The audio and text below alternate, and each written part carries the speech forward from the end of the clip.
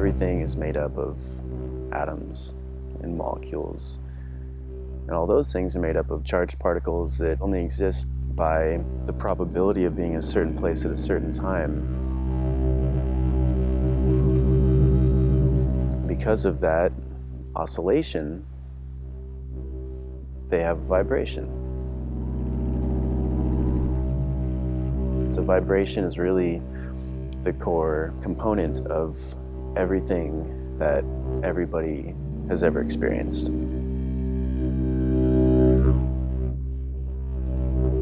Sound is pure vibration. When a vibration is played with intention, it carries meaning.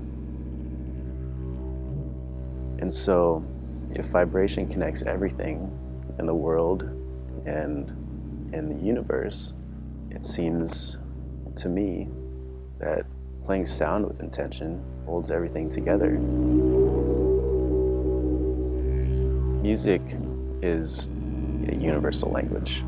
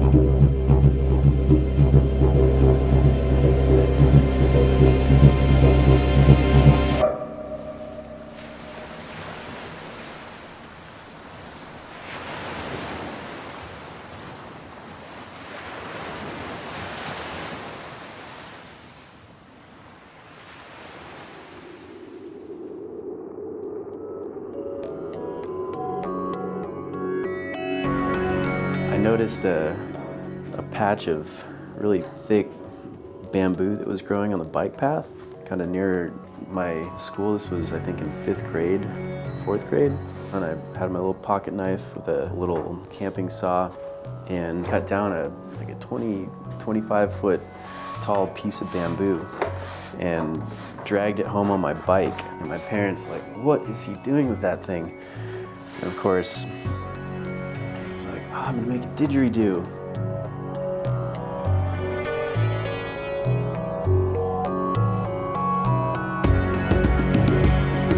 Eventually, when this bamboo was dry and I remembered about it, I started making my first little didgeridoo out of bamboo. Put a little beeswax mouthpiece on it, and the sounds of this thing, is just wow. That is just maybe the most amazing thing I'd ever heard. From that point on, I was completely obsessed with didgeridoo. Didgeridoo is really one of the most honest ways and certainly one of the most fun ways to express myself and anything that's inside and wants to get out.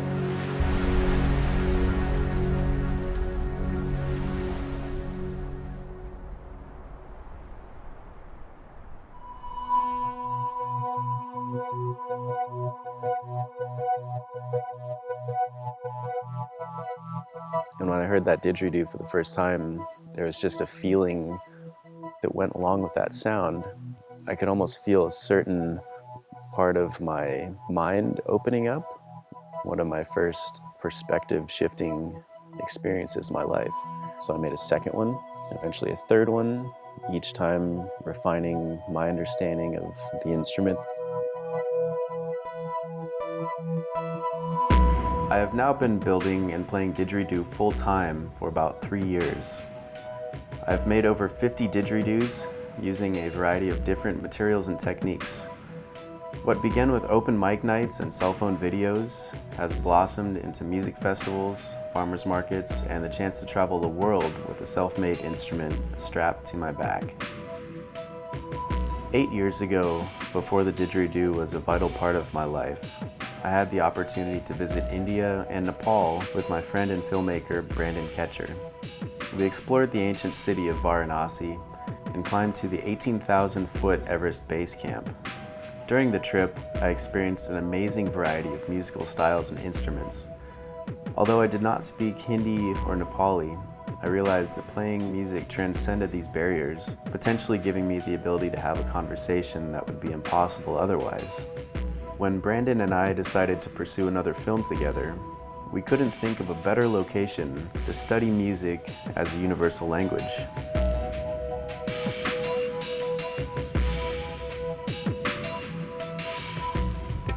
So when I go to places and I can't speak the native language, and maybe my native language is not spoken so well either, a tool that I can use for communication is a musical instrument. And so by playing music with somebody from another culture, we can communicate and we can share information that way. We can talk about the didgeridoo all day, but we can also speak and converse through a didgeridoo all day, using this instrument to bypass the mind and the ego and really speak from the body and from the soul. And you don't need to understand how to speak English or French or Hindi to be able to communicate with the didgeridoo or any other instrument. This has led me to grow and cultivate a certain curiosity around what kinds of conversations can be had. I'm hoping to have some really great conversations through music.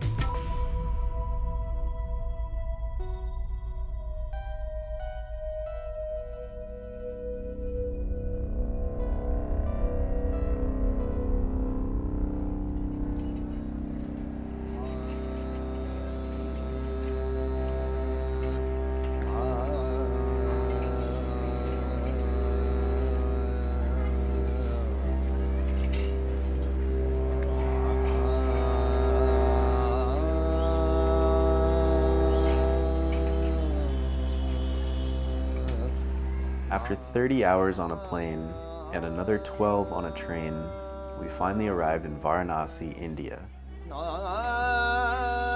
As the sun began to rise over the river Ganga, we were given word that a local singer was waiting for us on a nearby roof. We hadn't slept in what felt like days, but I couldn't wait to have my first conversation.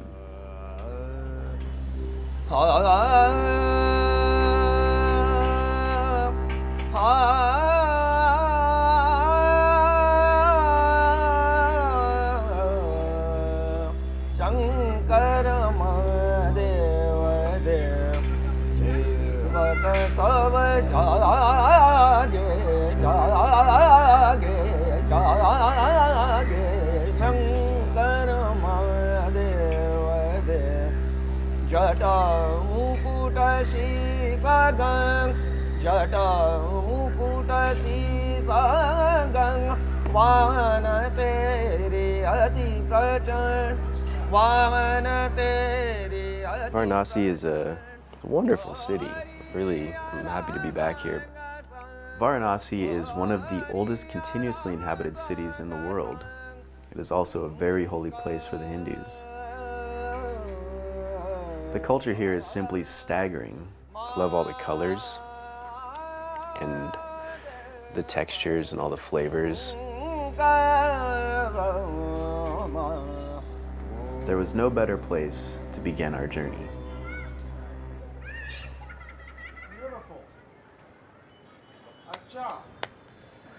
Every morning, there's gatherings of various sizes, anywhere from one person up to over 1,000 people.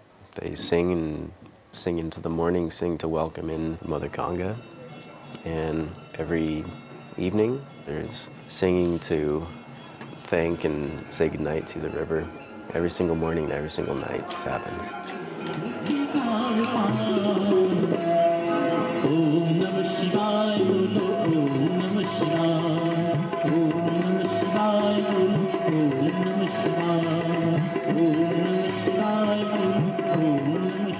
I'm not used to seeing the variety of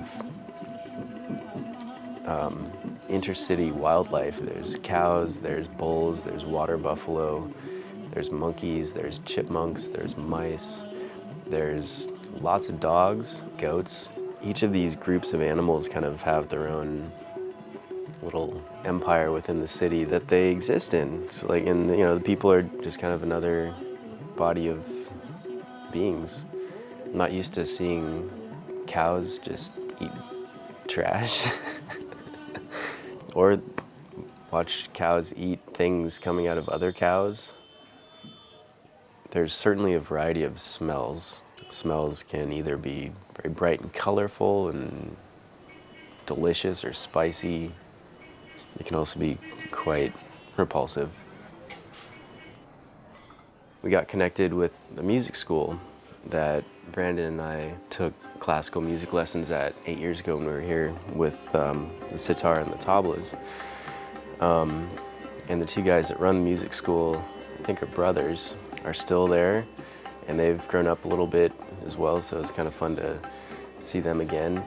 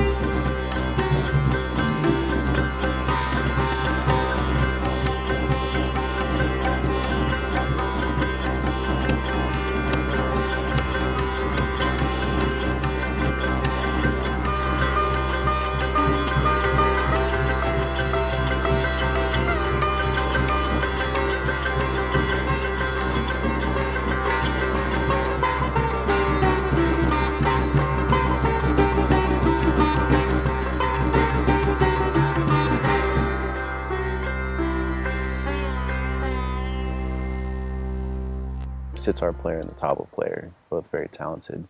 The tabla player, he and I were starting to break down some of those walls of traditional reciting.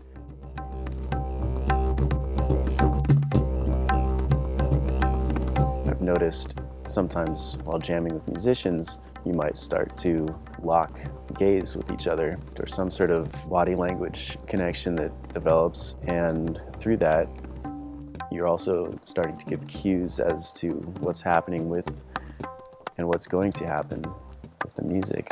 So that was exciting and that was refreshing. I wanted more of that.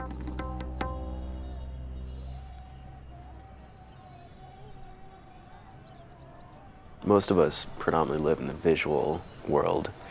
When I was a little kid, I had kind of a very unique connection with sound and music. During this trip, I decided to carry around the Zoom, personal portable audio recorder. It's kind of my version of a camera.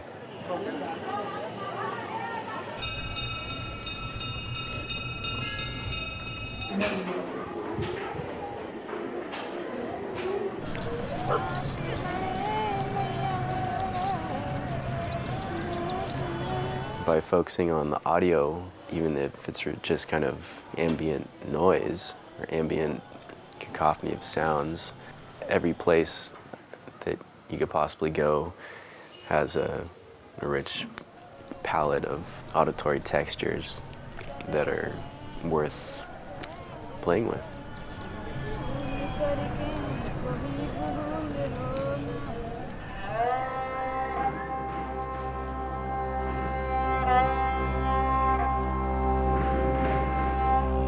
Before moving on from Varanasi, I got the chance to converse with a sarangi player.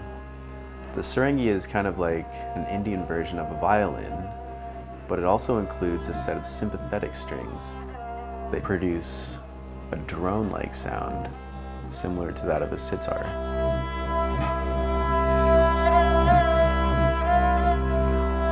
The beautiful sounding instrument was the perfect match for the didgeridoo and was a fantastic culmination of our time in the holy city of Varanasi.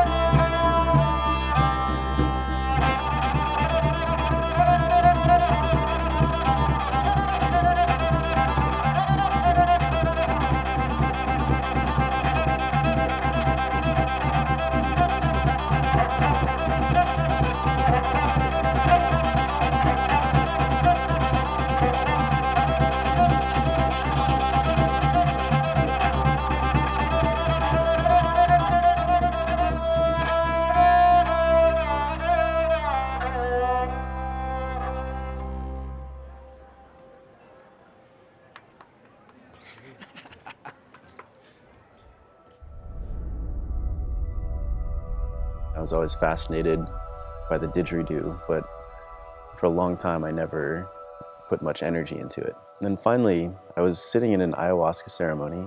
Ayahuasca is a tea. It's used by medicine men of the Amazon. It's known for its cleansing properties. It purifies the body on a physical level and also, some would say, on an energetic level.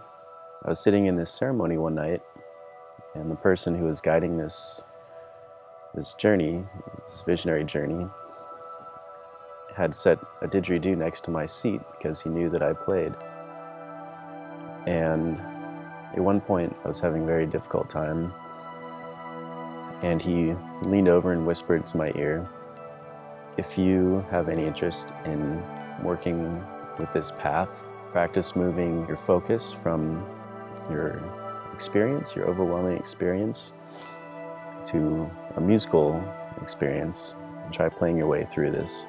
And so he gets up and leaves the room, and I eventually pick up the didgeridoo after a lot of struggle. And what was difficult, what had brought me to that very moment, had just essentially felt like I'd blown it out through this didgeridoo in the form of wind and vibration. And everything literally shifted. Every single thing that I was aware of just shifted in that moment and has never quite been the same. And so the next day, I realized that it might be important for me to put some serious energy and focus into learning how to play the didgeridoo better. From this whole experience, I've really started to understand how powerful music is for communication. Spoken language can only approximate emotion, but music is pure emotion. To be able to communicate excitement and joy and love to somebody who doesn't speak your same language, I think is a wonderful thing to be able to do.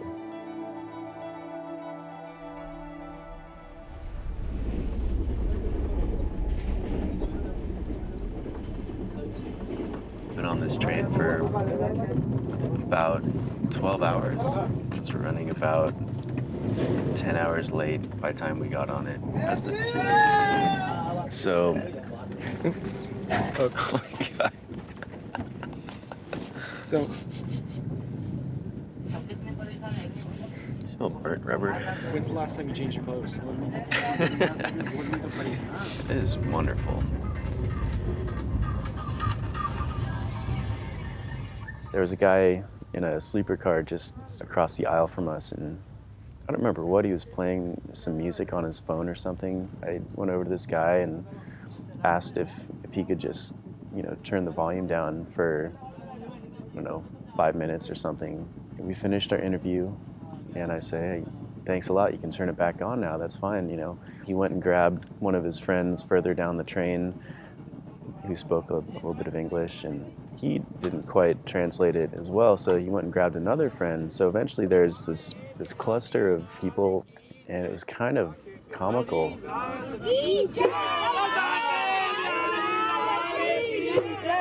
They asked, what are you doing?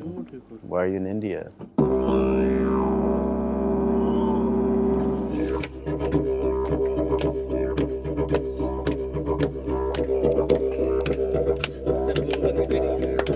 Somebody ran off and grabbed a drum that they just happened to have, started playing a drum.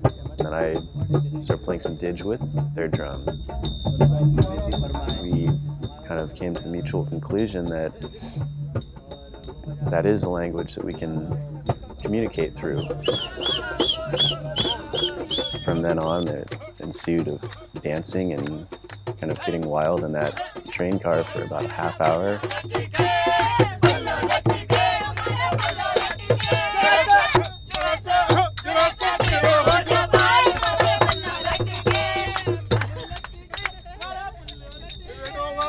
Just a little spark that started a fire.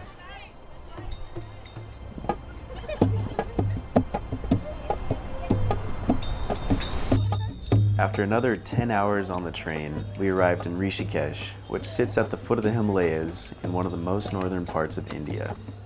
It is known for its many yoga festivals and spiritual retreats. However, we weren't here for yoga. We came to Rishikesh for one purpose: to meet India's most famous didgeridoo maker. Before we set off to find him, Brandon and I decided to brush up on our conversation skills.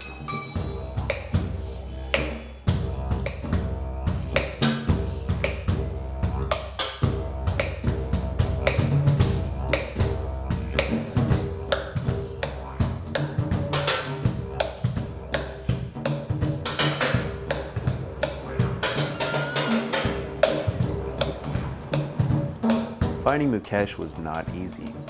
We walked along the Ganga for over an hour, then decided to take our chances on city roads. After some wrong turns and some backtracking, we finally spotted a small sign down a side road. Mukesh was waiting for us.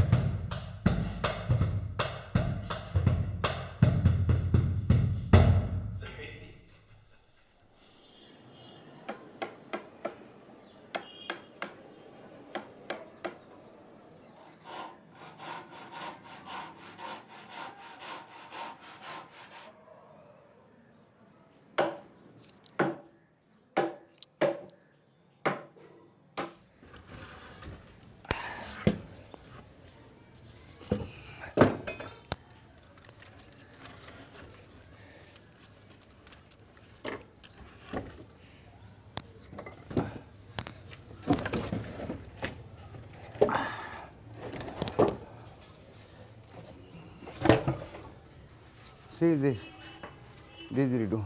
Yeah. See, like you have long. See.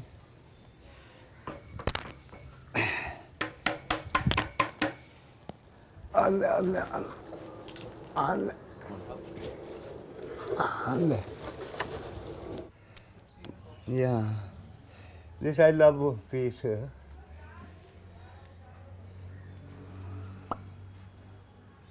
That's beautiful. Yeah. Beautiful piece of wood. God present, eh? Mukesh first learned about the didgeridoo when an Australian tourist gave him a didgeridoo that he was carrying through India. And Mukesh describes this as Shiva gifting him the gift of didgeridoo. Big present for me. God give me didgeridoo. This my life gather didgeridoo. A simple life, but shanti life. No need many things. Because didgeridoo, God present one. This instrument I love so much love.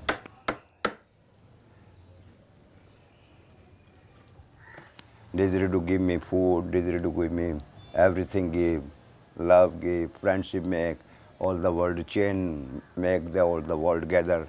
For him, didgeridoo is kind of the ultimate gift that he's ever received. It brings people into his life. The didgeridoo has helped Mukesh create community throughout his 35 years of working with the instrument so far. It's interesting because I think one of the most important parts of didgeridoo to me is community. Didgeridoo, very unique, because no need teacher. It's the teacher. Yeah, didgeridoo teacher your life. A sky happy coming, a floor happy coming, world, he happy coming. Many things happy come, he listen. Like I find God, very happy, because make much love, make inside. There's this practice of breathing, intentional breathing, that so many practices share. Yoga, you breathe a certain way. Meditation, you focus on breathing. Pranayama, breathing, circular breathing, playing didgeridoo. It was like I had learned how to breathe for the first time. Yeah, because no need yoga, no need nothing. You can play, breathe. I play didgeridoo, charge coming body. Didgeridoo good friend. Every time gather, sleep.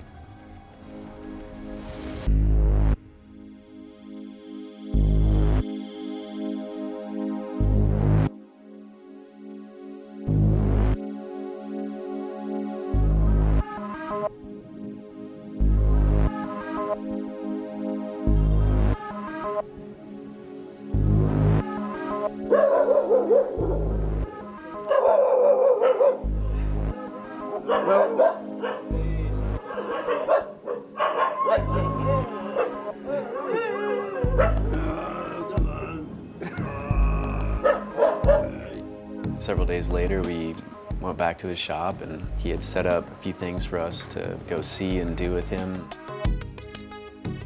Some really unique places up in the mountains and the kind of the foothills of the Himalayas to go play didgeridoo and just see his part of the world from a unique perspective.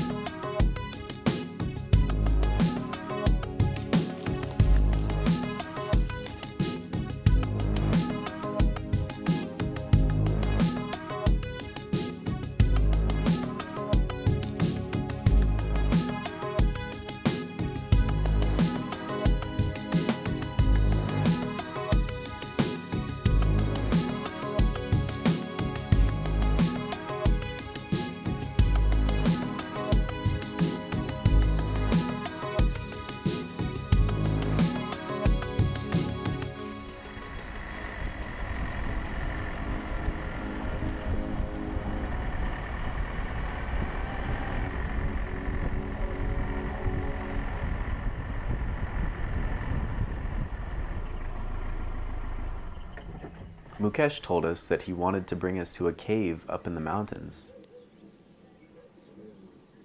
We didn't know quite what to expect when we pulled over at the home of Babaji, a local holy man who, after receiving an offering, showed us to his living room.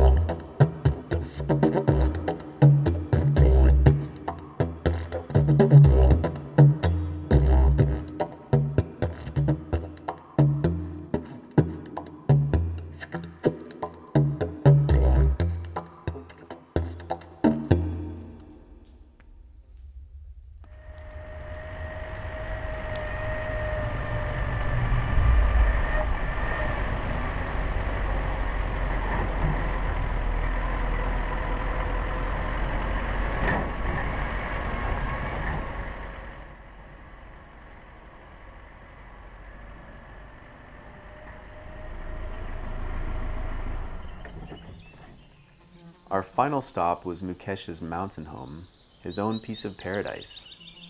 He comes up here when he wants to escape city life.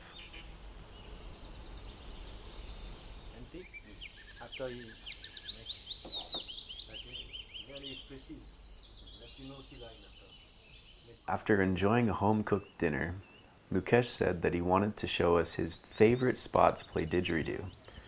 So we followed him as he scrambled up the mountainside.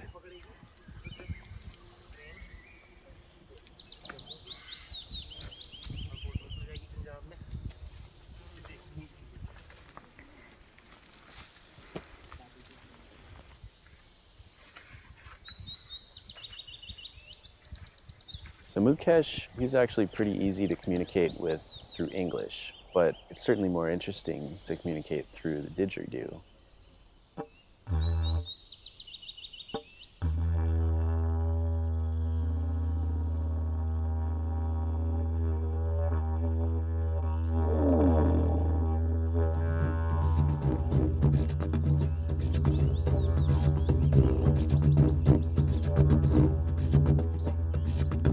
As music is a universal language, each country and each group of people have their own dialect. Mukesh's style of playing didgeridoo and my style were very different. The way that he spoke through the didgeridoo, there was a certain humbleness and honesty to it. He wasn't really trying to do any certain particular sounds or rhythms. He was really just finding his breath through the didgeridoo and letting the didgeridoo play him. When I break through the veil of a jam session, that's also what happens to me. The ego and the mind goes quiet, and the body really kind of becomes an accessory to the didgeridoo.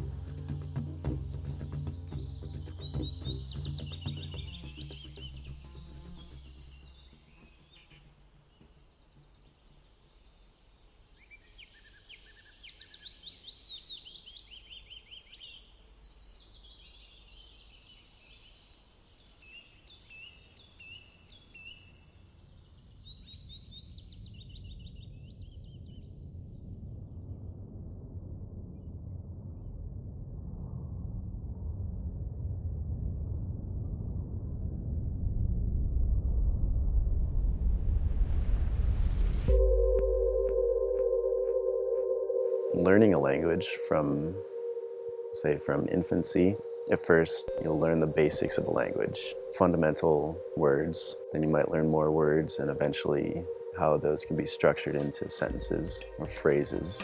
The musical language follows a similar path. Learning how to play the didgeridoo, the first thing I learned how to do was how to play the drone. The didgeridoo is in some ways a very simple instrument.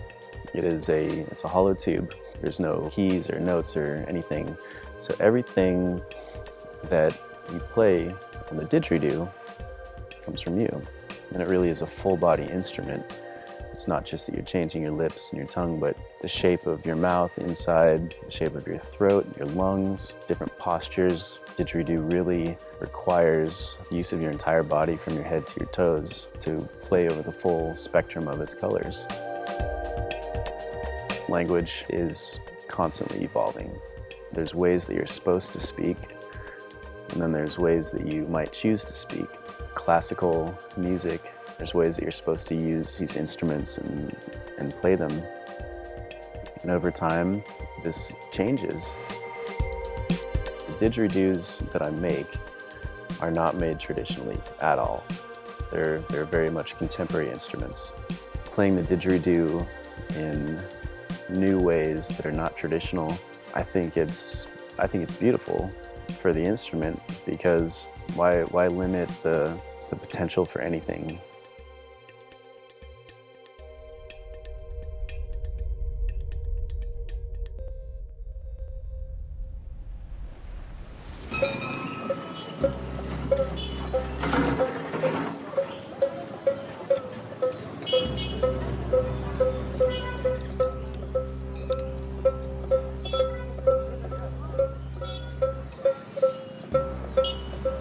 After 3 weeks in India, we hopped on a short plane ride to Kathmandu, Nepal.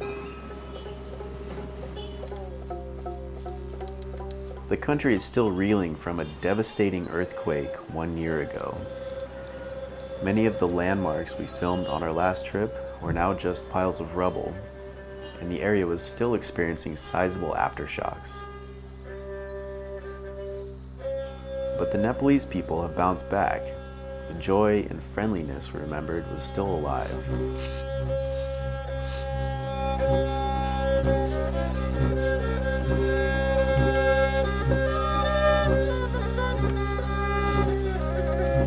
After a bit of exploration, we hooked up with a local Sarangi player at Kathmandu's famed monkey temple.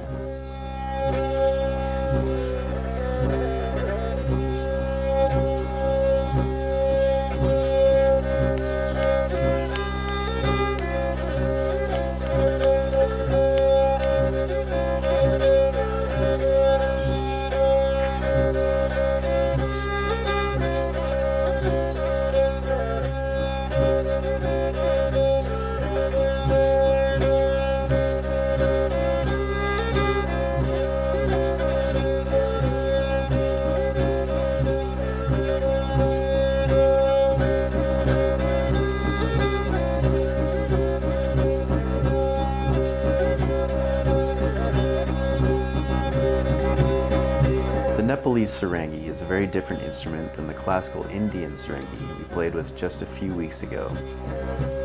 Having only 4 strings and none of the sympathetic ones that produce the ethereal drone of the Indian version, the Nepalese Sarangi is used primarily as a folk instrument.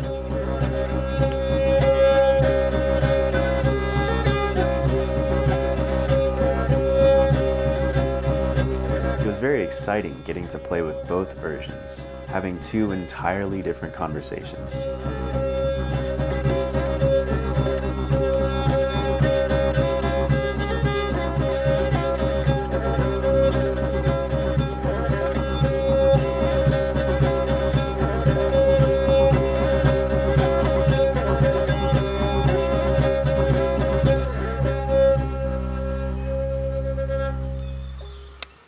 In just a few days, we planned on traveling to a small village in the heart of Nepal, where we would hopefully connect with a local school for the final mission of our journey.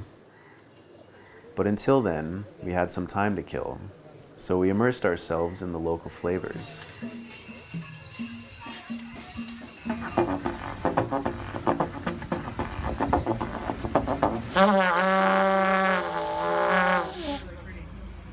So, what are you playing there? It's a juice harp, or a mouth harp. It's kind of a fun little one-note kind of drone sort of instrument.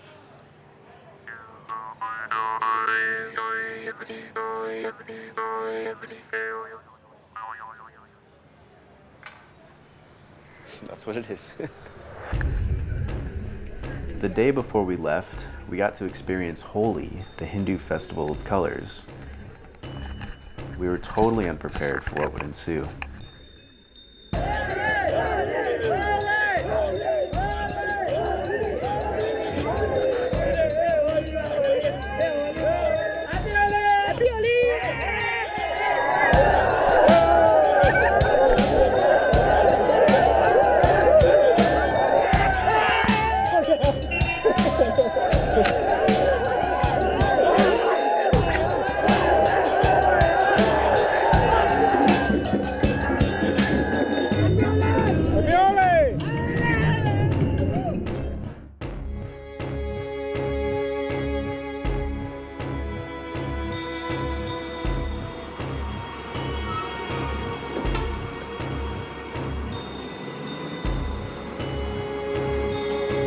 The next morning, after 3 showers, we began our trip to Kateri.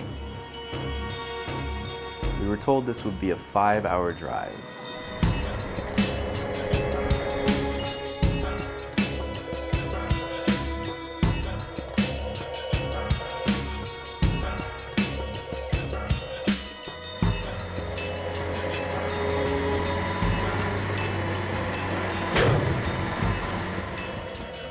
After the roof rack holding the gear broke, our ride became a sardine can on rubber tires.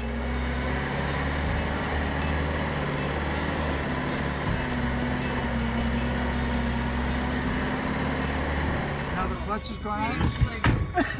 Okay.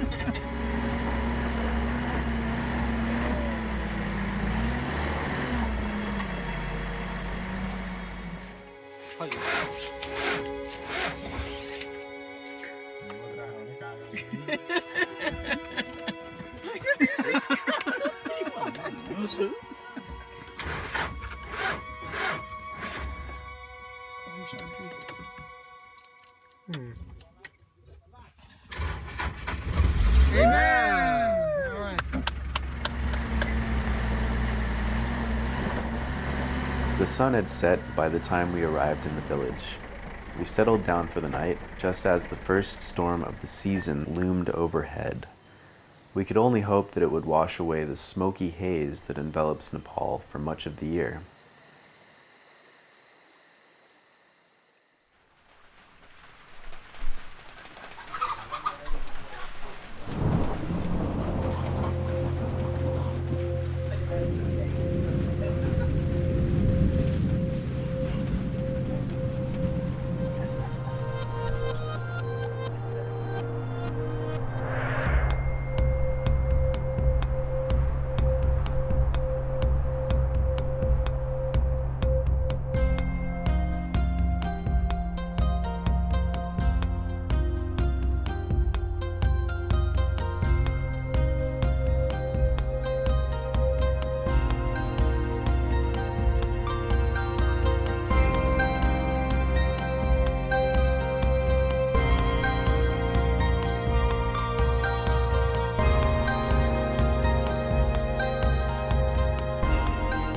Before the final mission of our journey began, I had one more opportunity for a musical conversation.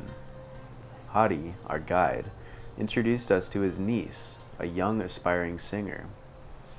I was excited, but I did not expect to have one of my most profound experiences of the entire journey.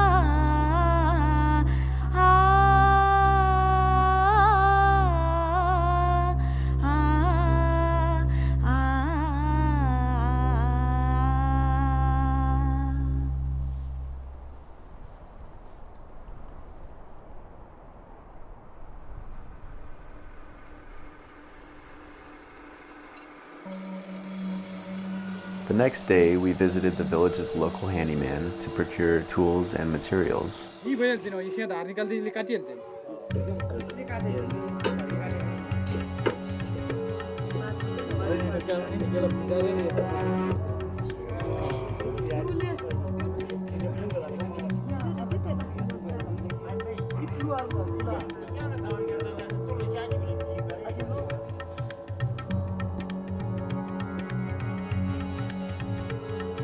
From the handyman's shop, we walked 25 meters to the secondary school, where we met with the faculty and students.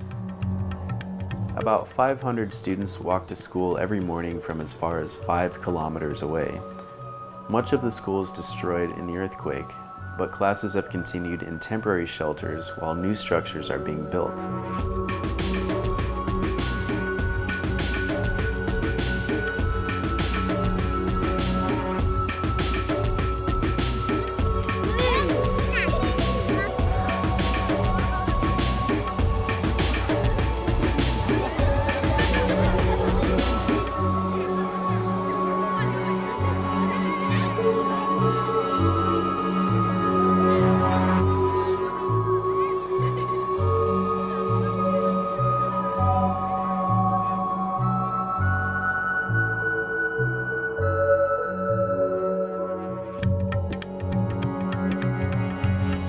We thought we would have to find kids interested in learning to play didgeridoo, but to our surprise, they found us. Now the only thing left to do was to find materials suitable for building instruments.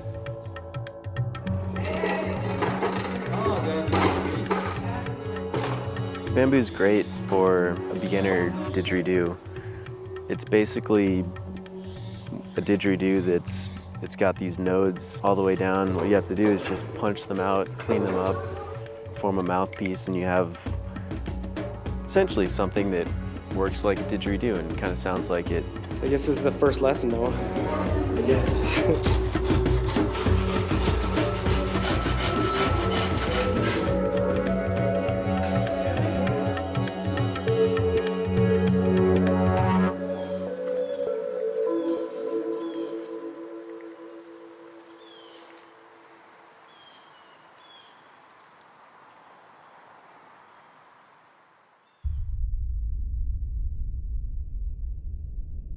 Good morning, namaste. Today, I want to teach all of you a little bit about one of my favorite things. It's called the didgeridoo. Didgeridoo. The didgeridoo is one of the oldest musical instruments. So, I'm gonna show you just a little example of some of the sounds you can make with this instrument.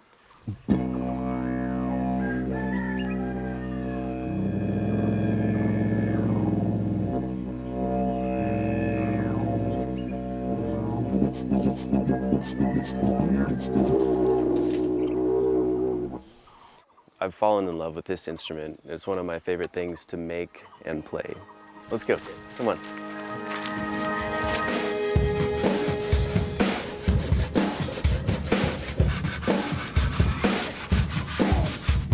Immediately, we noticed that the girls were a bit shy, letting the boys take all the tools. So we solicited the assistance of our friend Mary, who helped to motivate them. Right here, where his finger is. So what I do, watch, is you make a little mark so you know where to go. See, like that? You want to try? Here, give it a whirl. You've got more brute strength than I do anyway. Yeah, very good.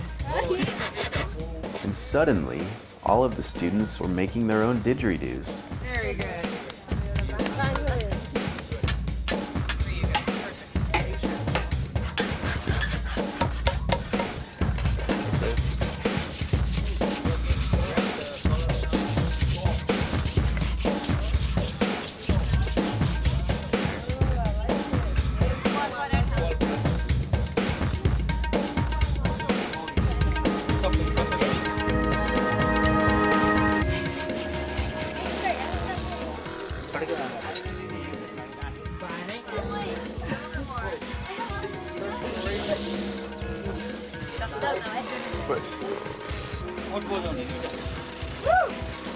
Relax, relax, relax.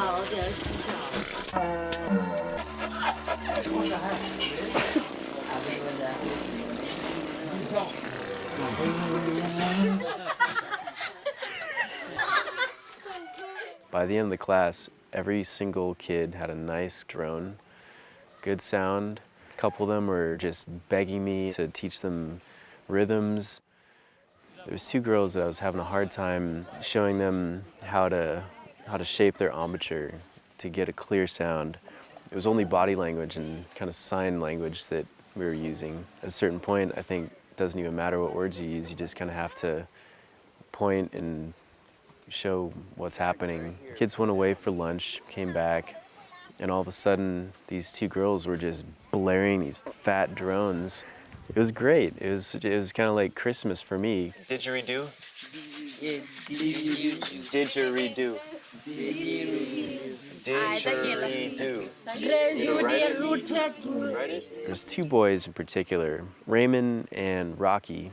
They were able to do the drone within 15 minutes. Raymond's already started building more didgeridoos at his folks' house. I could see that, you know, he'd already fallen off the deep end in the didgeridoo thing.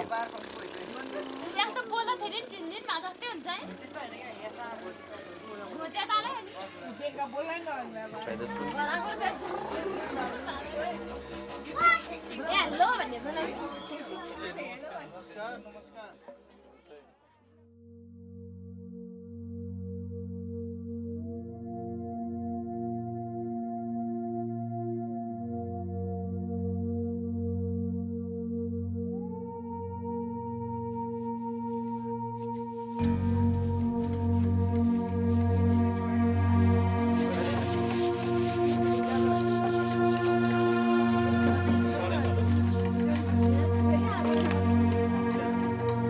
Very good.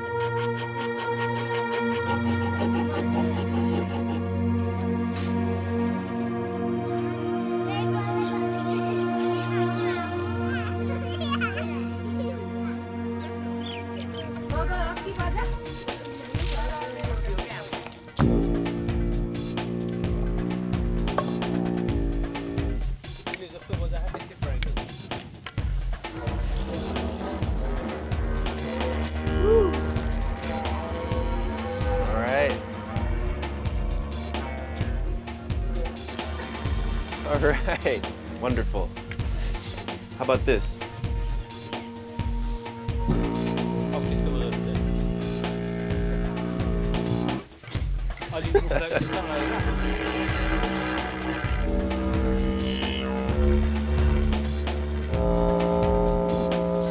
Very nice sound. How about this?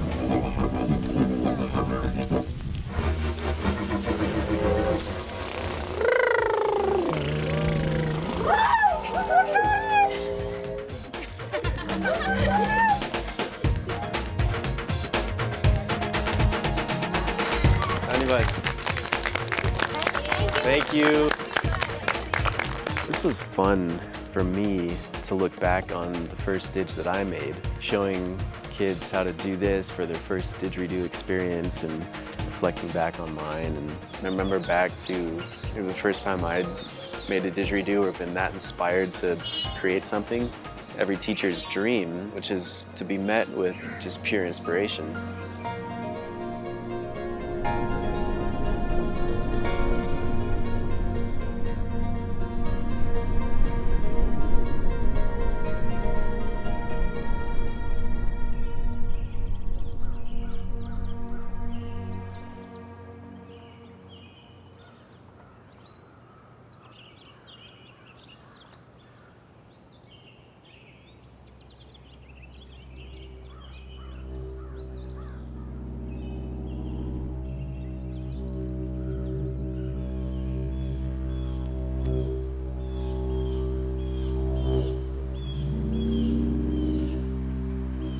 This trip has been 5 weeks of self-discovery, 5 weeks of challenging experiences. Every single experience that I've had on this trip, I've learned something about myself. I experienced bewilderment and wonder and excitement and curiosity in communication with people who don't speak my language when we were speaking through vibrations of music.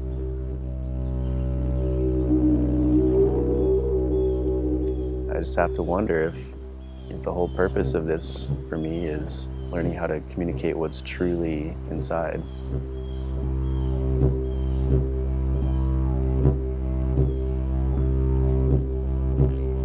I think if the entire world could communicate through music, it'd be a very colorful place to exist.